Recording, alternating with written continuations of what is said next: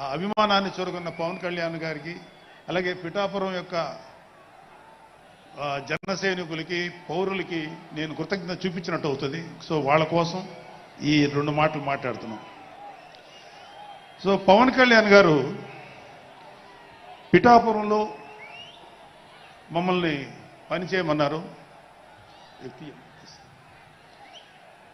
అంటే నన్ను, మా ఫ్రెండ్ అజయ్ గారిని, అలాగే మర్రెడ్డి గారిని, రత్నం గారిని, శంకర్ గౌడు, మహేంద్ర, పంచకర్ల సందీప్, ఇలా మాకందరికీ పిఠాపురంలో పనిచేసే అవకాశం ఇచ్చారు. మేము పని మొదలెట్టిన తర్వాత మాకు అర్థమైంది ఏంటంటే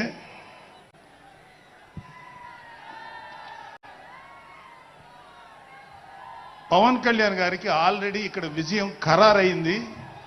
మనం ఓన్లీ పని చేస్తున్నట్టుగా ఉండడమే తప్ప మనం కొత్తగా చేయాల్సిన పని ఏమీ లేదు అని చెప్పి నాకు అర్థమైంది.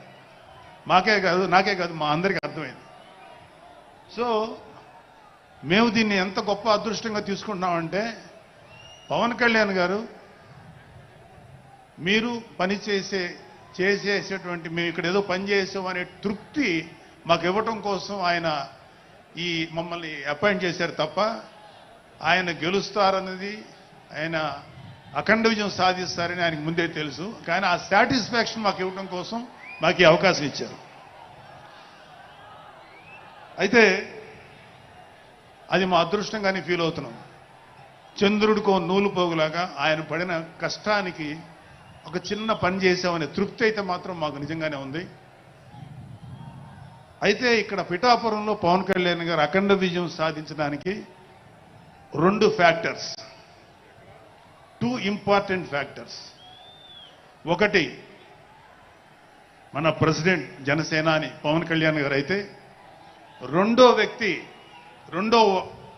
ఫ్యాక్టర్, నాట్ వ్యక్తి, ఫ్యాక్టర్ పిఠాపురం జన సైనికులు, పిఠాపురం పౌరులు, పిఠాపురం ఓటర్స్. వీళ్ళిద్దరూ లేకపోతే మేము ఏమి చేసినా ఏం ఉపయోగం లేదు. సో మాలో ఎవరైనా ఇంకెవరైనా సరే పవన్ కళ్యాణ్ గారి విజయానికి నేనే దోహదపడ్డాను అని ఎవరన్నా అనుకుంటే అది వారి కర్మ, అంతకంటే ఏం చేయలేం.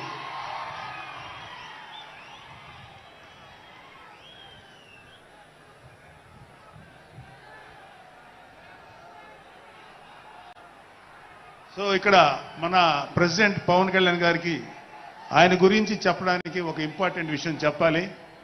అది ఏంటంటే మొన్న ఈ మధ్యన మా అమ్మగారితో మాట్లాడుతున్నప్పుడు మా కళ్యాణ్ బాబు గురించి ఒక మాట వచ్చింది. యాక్చువల్గా ఇక్కడ నేను ఒక అన్నగా మాట్లాడకూడదు, కానీ నేను ఒక పార్టీ జనరల్ సెక్రటరీగా మాట్లాడాల్సి వచ్చినా కూడా ఒక అన్నగా ఈ ఒక్క విషయం నేను చొరవ తీసుకుని మాట్లాడాలి.